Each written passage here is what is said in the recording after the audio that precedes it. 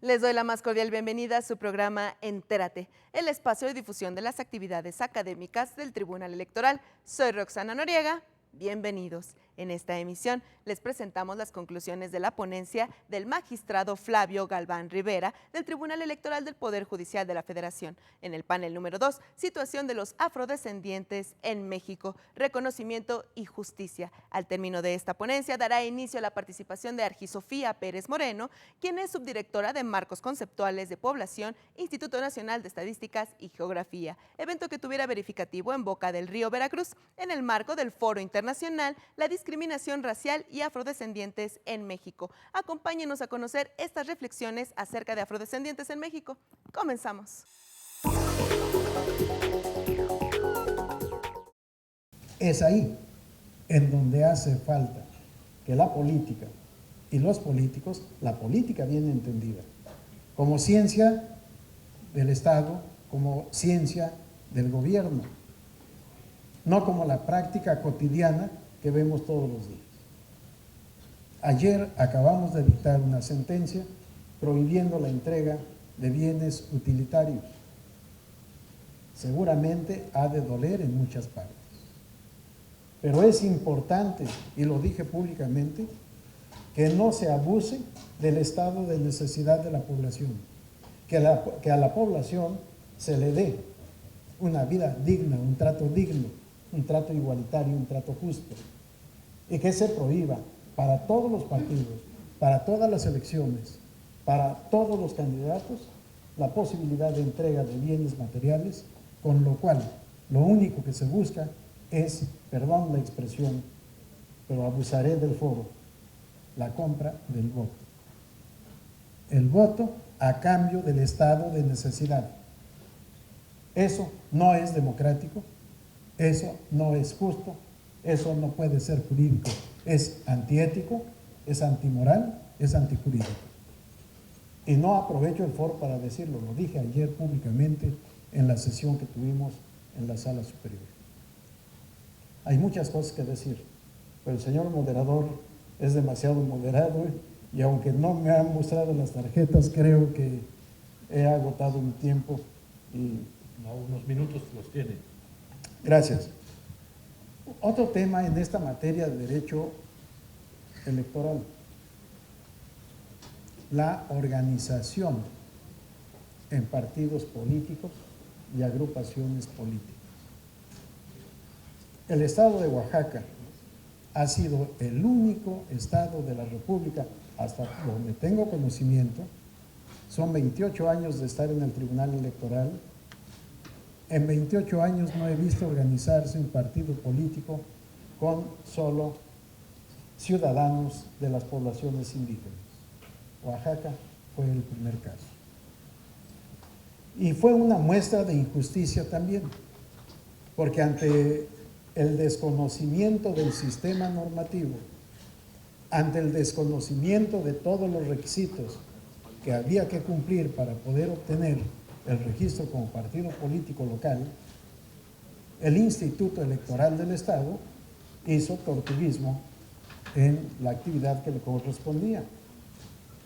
Dejaron transcurrir el tiempo, no hicieron requerimientos y cuando ya estaba próxima la elección, les notifican la negativa.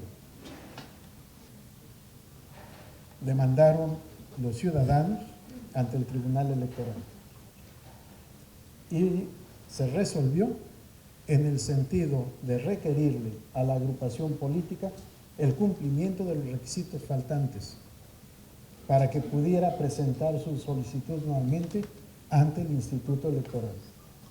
Y si satisfacía todos los requisitos, que aún habiendo obtenido el registro extemporáneamente, se le permitiera participar en el procedimiento electoral inmediato.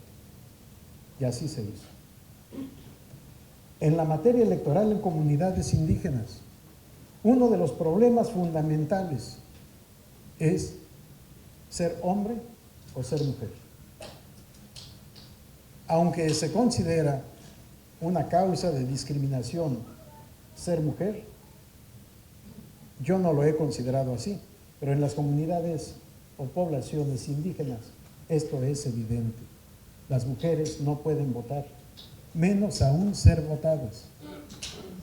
En un caso particular que tuvimos en uno de los municipios, una ciudadana cuya residencia fue negada por el presidente municipal demandó la nulidad de la elección porque no se había permitido votar a las mujeres.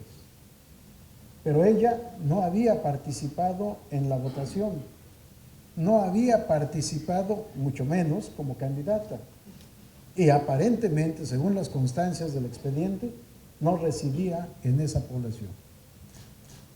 Superamos todos los obstáculos tomando en consideración que se trataba de una población indígena, admitimos la demanda, revisamos todos los antecedentes, efectivamente estaba acreditado que las mujeres no votaban. No les puedo decir, por educación y por respeto a todos ustedes, las palabras de los hombres antes de permitir votar a las mujeres. Estaba claro. Ordenamos que se repitiera la elección, que se dejara votar previa información a la población, a todos los ciudadanos, hombres y mujeres. Así se hizo. El presidente municipal anterior declaró en una entrevista en una de las televisoras de las estrellas o algo así, que no permitiría la toma de posesión del nuevo ayuntamiento. El nuevo ayuntamiento quedó integrado con 4 regidores, todos los demás hombres. En fin, hay muchos temas. Gracias, maestro del Val, por esta generosidad.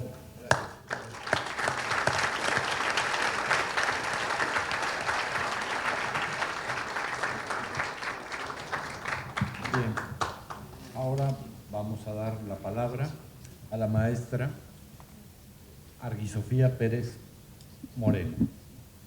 Es licenciada en Ciencias de la Educación, maestra en Estudios de Población y Desarrollo Regional, y ha sido autora de diversos libros y artículos, entre los que menciono Principales Resultados del Censo de Población y Vivienda 2010, Procesos y Tendencias Poblacionales en México Contemporáneo y Las familias al interior de los hogares, la importancia de su análisis en las políticas públicas. Por favor. Gracias. ¿Alguien me puede prestar el control o me lo pueden mover? Gracias. Bueno, voy a tratar de ser breve. Quiero contarles el camino que seguimos para terminar con la pregunta que se incluyó en la encuesta intercensal 2015 que levantamos ahora en el mes de marzo y cuyos resultados estarán listos en noviembre y tendremos por primera vez una estimación oficial de la población afrodescendiente en México. La encuesta nos va a dar resultados para el ámbito nacional, todas las entidades federativas, todos los municipios y cada una de las localidades de 50,000 y más habitantes del país. Esos son los alcances de la encuesta, es decir, no fuimos a levantar información a todo el país como en el caso de los censos, solo fuimos a una muestra y con los resultados podemos hacer estimaciones a estos niveles geográficos. Los datos nos van a dar el volumen, la composición y la distribución del total de población y viviendas del territorio nacional y podremos estimar proporciones, tasas y promedios para todas las preguntas que incluimos en la encuesta. Es decir, esta no es una encuesta específica sobre personas afrodescendientes, sino que es una encuesta general de población y de vivienda que incluye una pregunta para identificar a estas personas. Entonces, esta pregunta se puede combinar con el resto de las variables, que tenemos 83 preguntas, y podemos caracterizar a esa población y saber de ellos el resto de las cosas que preguntamos. Preguntamos cosas de acceso a servicios de salud, escolaridad, trabajo, características de la vivienda, servicios en la vivienda. Entonces eso nos daría un perfil que no tenemos de la de la población afrodescendiente. Como digo, incluimos una pregunta. Esta pregunta la trabajamos con representantes de instituciones del ámbito federal, estatal y municipal, de organizaciones civiles de comunidades afrodescendientes, particularmente de Oaxaca, Guerrero y Veracruz, con investigadores especializados y algunos usuarios interesados en el tema, de modo que ellos nos compartieron sus necesidades de información, opiniones y sugerencias derivadas de su experiencia para hacer una mejor formulación de la pregunta. La pregunta partía de estas premisas. Primero, la íbamos a aplicar para todas las personas de todas las edades, es decir, no es para un grupo de edad recortado, como sí lo es, por ejemplo, lengua indígena, se pregunta para personas de 3 años y más. Esta pregunta era para todas las personas. Determinamos considerar el criterio de identidad, que fuera una pregunta de reconocimiento espontáneo, es decir, de autorreconocimiento, y aludir a etnónimos, es decir, a términos afines a la afrodescendencia.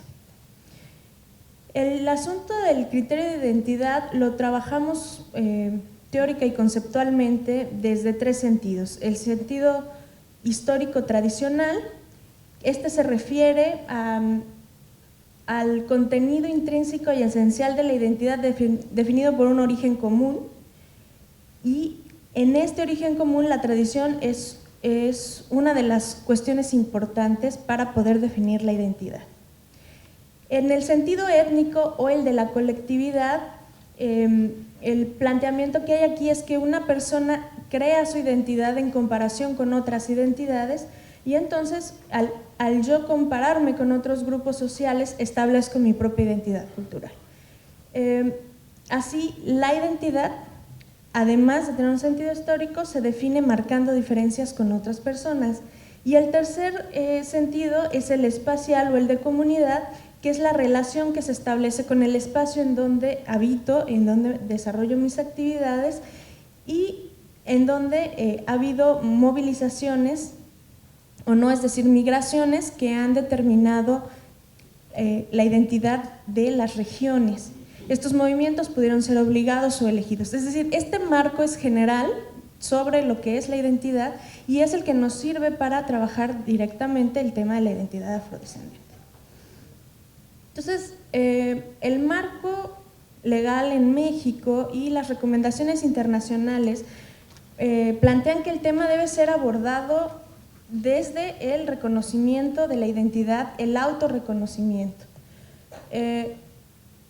Si no, no tiene sentido. Es decir, yo no puedo esperar que alguien más me diga qué soy o cómo soy, sino que eso es un aspecto que yo tengo que definir, o que yo defino, o sea, yo tengo muy claro quién soy. A lo mejor los otros piensan que yo tendría que ser algo distinto, pero precisamente por eso es que se dan las discriminaciones cuando se dan este tipo de fenómenos, y en el instituto dijimos, no, vamos a utilizar el enfoque de la identidad y del autorreconocimiento, y no vamos a entrar con un enfoque fenotípico que tiene que ver con características físicas, ni tampoco con uno genotípico que tiene que ver con cuestiones de antecedentes de parientes, etc. No entramos por ahí. En el asunto de los etnónimos, ahí fue muy complicado, fue la mayor discusión que tuvimos en el tema, porque hay muchos etnónimos en México que hacen referencia a la identidad afrodescendiente. Empezamos a revisar estudios antropológicos, la consulta de CDI, trabajamos también como les decía, esto en un grupo de trabajo, y aquí les pongo algunos ejemplos, ¿no? Para nada es exhaustivo, son los que mayor cantidad de personas utilizan, como afromestizo, afrodescendiente, morena, negra, mascobo, jarocha, afromexicana, costeño, prieta, hay bastantes. El asunto es que varios de estos etnónimos no hacen referencia únicamente a personas afrodescendientes, algunos, y en contextos distintos, también hacen referencia a otro grupo. Entonces, recuerden que les dije al principio, esto fue una encuesta nacional, encontrar el etnónimo que funciona para todo el país es sumamente complicado. Hicimos 4 pruebas con 5 preguntas distintas en 23 municipios del país, 6 de estos municipios con población afrodescendiente. En algunas de estas pruebas nos acompañaron algunos de los usuarios que participaron en el grupo de trabajo en calidad de observadores. La primera pregunta que probamos, que fue en agosto de 2013, era esta. Tenía una introducción que decía: con la finalidad de identificar a la población indígena y afrodescendiente, permítame que le pregunte. De acuerdo con su cultura, tradiciones e historia, ¿alguna de las personas de esta vivienda se considera afromexicano o descendiente del pueblo negro? Esperábamos la respuesta y podía ser sí o no. Si me decían que sí, entonces preguntaba: por favor, dígame quiénes son esas personas, y las registrábamos. En esta pregunta destaco que tenía una introducción que juntaba los temas de etnicidad, indígenas y afros, hacía alusión a cultura, tradiciones e historia como los elementos para hablar de una identificación. Usamos afromexicano y pueblo negro. ¿Y qué nos pasó? Bueno, que la introducción confundió, la gente decía: pues es que o soy uno o soy el otro, o eso no es lo mismo, o si ya soy una cosa, ¿por qué me preguntas otra? Entonces eso fue caótico, la introducción, y en realidad 31.5% de las personas no entendió la pregunta. ¿Cómo sabemos esto? Llevamos un equipo de entrevistadores y junto a ellos un equipo de observadores que toman nota de los reacciones y de las cosas que suceden durante la entrevista, y así podemos calcular cuántas personas no entienden la pregunta. Hicimos otra prueba donde preguntamos, de acuerdo con la cultura o tradiciones del nombre de la persona, María, ¿ella se considera afromexicana o descendiente del pueblo negro? Bueno, aquí ya redujimos, nos quedamos con historia, con cultura o tradiciones, quitamos lo de historia, dado que no identificamos cuál era la palabra que refería a la identidad, nos quedamos con esos dos. Utilizamos igual afromexicano y pueblo negro. Ya no metimos una introducción, pero las preguntas de indígenas y afros quedaron juntas. Primero preguntamos afro, después preguntamos indígena. Entonces lo que pasó otra vez ahí es que el tema se contaminó y otra vez empezó el problema de que parece o suena a que estamos hablando de lo mismo y se confundían, esto confundía a las personas. Aquí además identificamos algo importante. El término afromexicano se confunde con mexicano.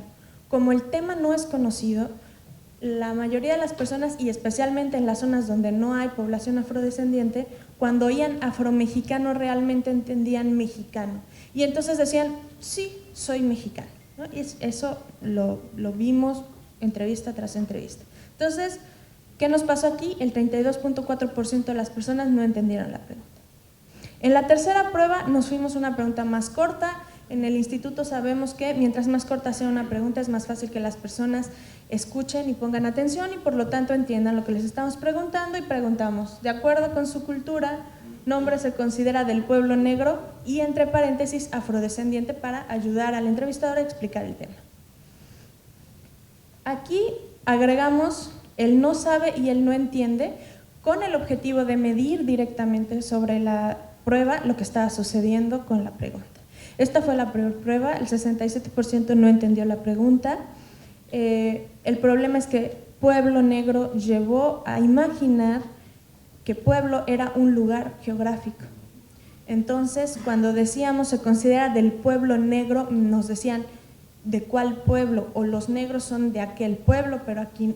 Entonces esto fue caótico, fue la peor pregunta que hicimos. En la cuarta prueba la cuarta prueba está partida en dos. Fuimos a localidades afros y a localidades donde no hay mayoritariamente afros, aunque pudiera haberlos.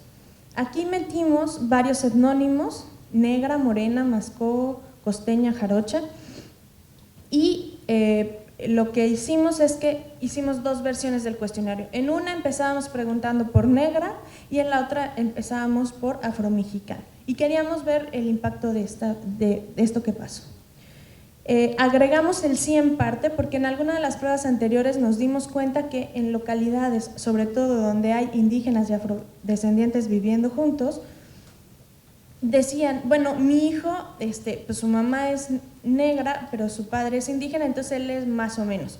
Y entonces ese tipo de respuestas quedaban en sí en parte. Dejamos el no sé y el no entiende para valorar. Además hicimos una cosa que se llama encuesta de sesgo, que permite ver si hay un sesgo es decir, si el entrevistador o el propio informante mete no entendió muy bien la pregunta sirve o no sirve. ¿Qué hacemos? Una semana después volvemos a ir, volvemos a preguntar con un entrevistador mejor capacitado y comparamos las respuestas. ¿Qué nos pasó aquí? Bueno, ¿quiénes se consideran afrodescendientes? Básicamente, moreno, costeño y jarocho fueron las tres etnónimos que jalaron más personas. En las localidades afrodescendientes no nos preocupaba, pero en las localidades donde no había una gran cantidad, por ejemplo, en Guanajuato, 97.9 se dijeron afrodescendientes por ser morenos, cuando en realidad no hay una gran cantidad de personas afrodescendientes. Lo mismo nos pasó con jarocho en Veracruz y costeño en Colima. Entonces ahí es donde dijimos, estos términos no podemos incluirlos porque no están midiendo única y exclusivamente a los afrodescendientes, que es lo que queremos. También en esta encuesta de sesgo preguntamos, bueno, ¿y usted por qué se considera afrodescendiente? Y el 40% en localidades donde no había mucha población afrodescendiente fue por el color de su piel o por el lugar de nacimiento. Otra vez, la identidad y el lugar están muy relacionados, y el color de la piel también es importante para las localidades afro. Entonces esto nos dijo, a ver, tenemos que sacar estos términos que están hablando de lo que no queremos hablar, ¿no? Me quedan 3 minutos, así que me voy a apurar. ¿Qué hicimos entonces? Bueno, la pregunta, lo que concluimos de esto es, la pregunta de estas pruebas es, debe ser una declaración espontánea del individuo, no debemos de combinarlo con el tema indígena, entonces finalmente quedó separada la pregunta del tema indígena en la encuesta. Hay un asunto importante, es que nosotros preguntamos a una sola persona de la vivienda y esa contesta por el resto. Entonces también identificamos que hay personas que dicen, bueno, es que yo no sé si mi marido se considera indígena, y entonces por eso dejamos el no sabe en la pregunta. Y los términos que encontramos que funcionaban mejor, no lo dije hace rato, pero la pregunta donde más personas se reconocieron, las poblaciones afrodescendientes, era cuando empezamos con la palabra negro o negra, y entonces incluimos como el término más general, afromexicana y afrodescendiente, porque además de los afromexicanos hay afrodescendientes en este país, migrantes de otras regiones, que también tendríamos que incluirlos en la pregunta. Bueno, las 3 primeras pruebas nos ayudaron a construir, y en esas 3 pruebas nos dimos cuenta que los cambios no afectaban mucho la pregunta. Seguíamos con un 30% de personas que no la entendían. También nos dimos cuenta que a los entrevistados les costaba mucho trabajo explicar el tema, y esto se debe a que el tema no es conocido. Entonces, en una capacitación de una encuesta, la capacitación fue de 10 días, en una encuesta donde tienen que aprender eso más 83 temas más, cómo se llena el cuestionario más, cómo se recorre una manzana más, cómo se entrega un informe más, es muy complicado. Son temas complicados. Este tema en especial les pedimos CONAPRED nos preparó un curso que los entrevistadores en línea durante su capacitación entraron y tomaron la capacitación. Sin embargo, sigue siendo un tema complicado de explicar. El tema de identidad, pues dejamos las 3 palabras, cultura, tradiciones, historia, porque cada una completa la identidad de las personas y era la más adecuada. El asunto del autorreconocimiento quedó, y como decía, nos quedamos con negro, afromexicano y afrodescendiente. Sin embargo, ya en la encuesta hubo reportes, no fue la generalidad, pero sí hubo reportes que otra vez este efecto del sí soy mexicano se dio, y es probable que traemos alguna información contaminada en el resultado. Bueno, esto es lo mismo. ¿Y qué es lo que INEGI le queda después de esto? También estamos esperando, así como muchos de ustedes, los resultados. Queremos evaluar los resultados y ver qué es lo que pasó con nuestra pregunta. Por supuesto, la formulación no puede ser definitiva, es un proceso dinámico, tenemos que trabajar en ella, mejorarla, con miras a volver a preguntar en 2020, donde sí vamos a tener a la población completa. El tema, ¿qué nos queda? El tema es desconocido para la mayoría de la población. El asunto de que los afrodescendientes son extranjeros fueron comentarios que escuchamos durante la encuesta.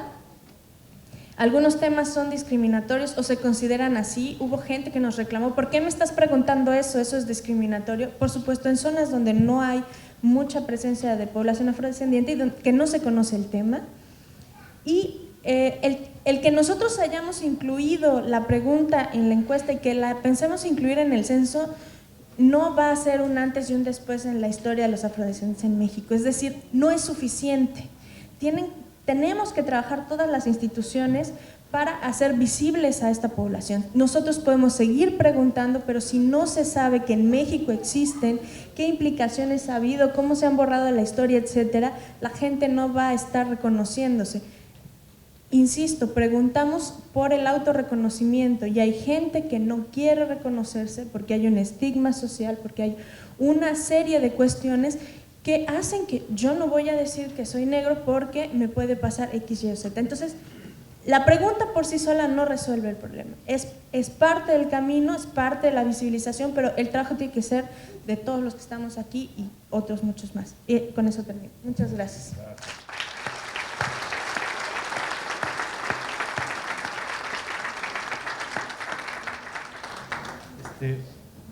Evidentemente, bueno, precisamente paso directamente en la medida que nos dé tiempo después para hacer preguntas y consideraciones a las intervenciones que han estado pasando.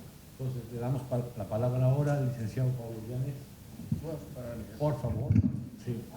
Profesor de posgrados de la Estudios Latinoamericanos de la Facultad de Ciencias y un hombre de CEPAL permanentemente, de los grandes que ha trabajado y es coordinador de investigación de la sede subregional de CEPAL para varios países de América Latina.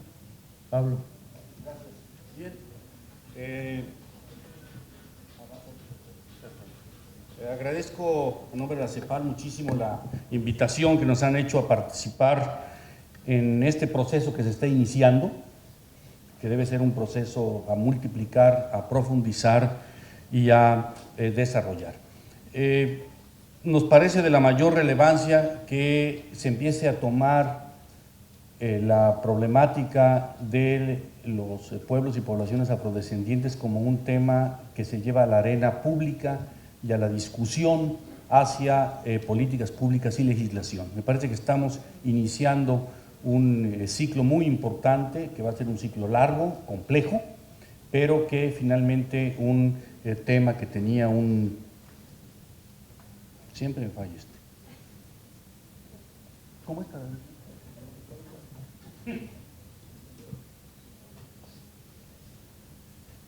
Gracias.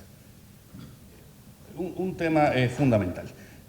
Queremos decir además que CEPAL lleva ya muchos años trabajando sobre el tema, particularmente a través del CELADE, que es el Centro Latinoamericano de Demografía, que está en nuestra sede central en Santiago de Chile, y en donde se han venido produciendo una cantidad muy importante de informes sobre pueblos indígenas y poblaciones afrodescendientes. Una línea de trabajo que en CEPAL ya tiene cierto tiempo y que está creciendo en relevancia e importancia.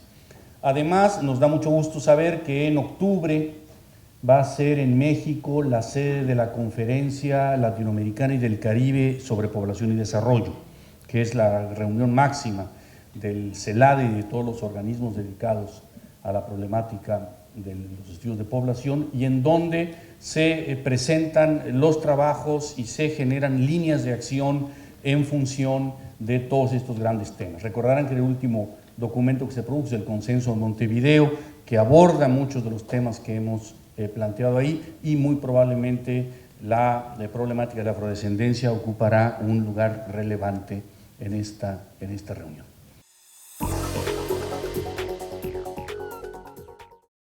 Los esperamos en una próxima emisión de Entérate, con más de lo destacado de las actividades institucionales, académicas y de actualización del Tribunal Electoral del Poder Judicial de la Federación. Agradecemos su valiosa compañía. Se despide de ustedes Roxana Noriega. Hasta la próxima.